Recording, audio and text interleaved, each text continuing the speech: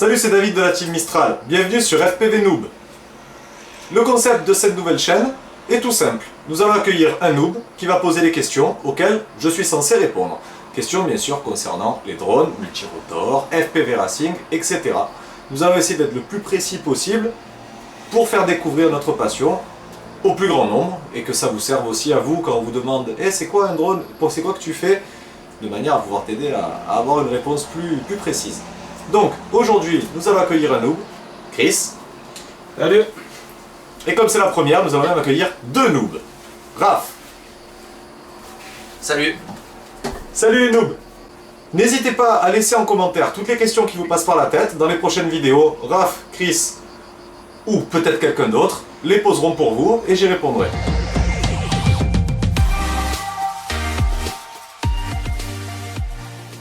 Allez, trêve de discussion, passons à la première question. C'est quoi un drone?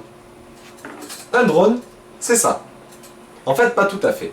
À la base, un drone, c'est un appareil militaire. Donc, les avions sans pilote qui sont pilotés depuis une base. Ça, c'est un multirotor. Ça peut être ce type-là, ou ça peut être un multirotor destiné à la prise de vue. C'est des multirotors plus gros, avec des plus longues hélices, où tu mets une caméra dessous, avec une stabilisation de l'image ou pas, qui servent à faire des vidéos. Nous, on va se concentrer surtout sur les drones de FPV. Et c'est quoi le FPV? Oh, on va changer de noob. Le FPV est l'abréviation de l'expression anglaise First Person View, donc vue à la première personne, qui veut dire littéralement vol en immersion. Vol en immersion, pourquoi? Parce que le but du FPV, c'est de voir ce que voit la machine. Tu as une caméra à l'avant, une transmission d'image en direct, qui te permet de voir sur un écran ou sur des lunettes ce que la machine voit. C'est-à-dire si la machine vole entre deux arbres, tu as l'impression que c'est toi qui passes entre ces deux arbres. Il y a deux types de FPV, toujours pareil. Le FPV pour la prise de vue, donc qui va te servir plus sur un écran à cadrer tes images, à pouvoir faire de belles photos aériennes, etc.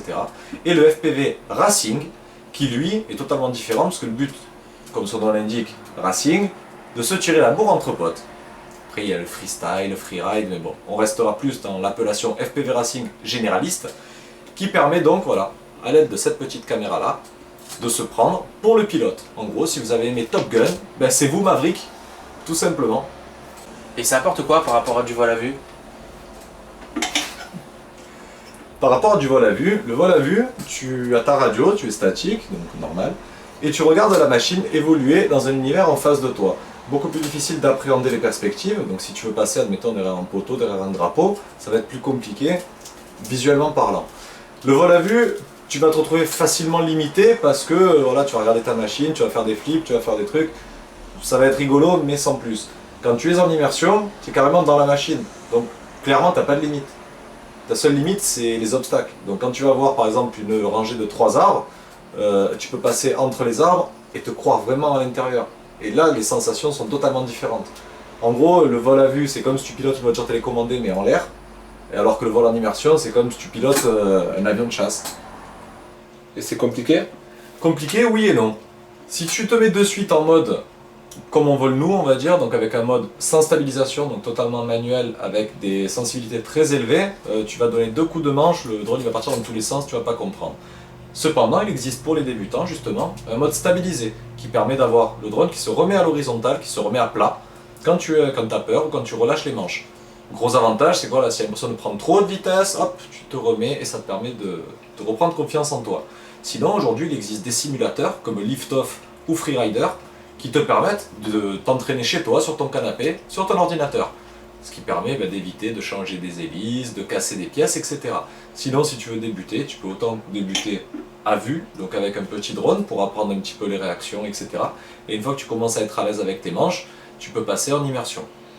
Je dirais, pour commencer, allez, en 2 semaines, 1 mois, si tu pilotes 2-3 fois par semaine, tu vas commencer à avoir des bonnes notions et après, de toute façon, vu que tu seras complètement accro, ton niveau va progresser très vite.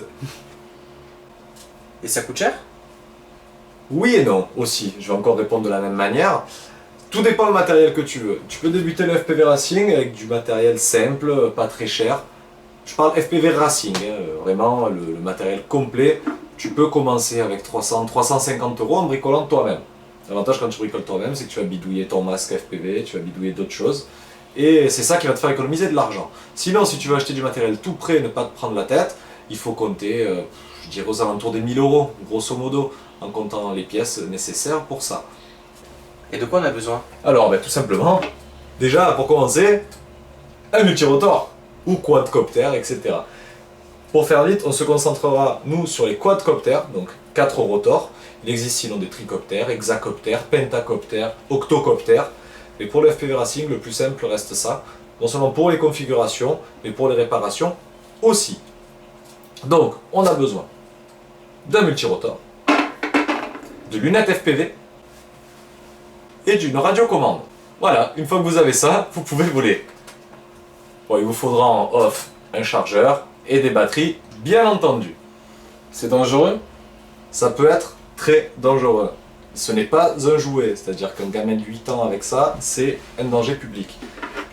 Vous avez 4 hélices qui tournent très vite, donc ça peut vous couper. CF, il y a quelques mois, mon doigt qui s'en rappelle, grâce à monsieur Raphaël, 7 points de suture, et j'ai eu de la chance.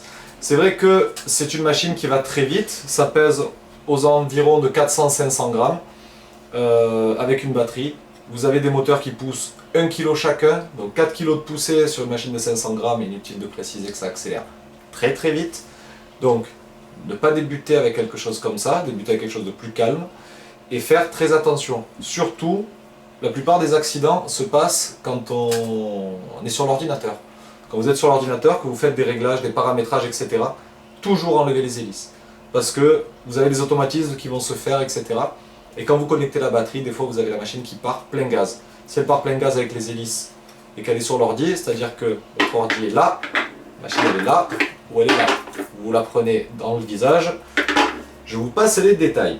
Voilà, il faut respecter les consignes de sécurité, elles se trouvent facilement sur internet et je vous mettrai même un lien sur la vidéo.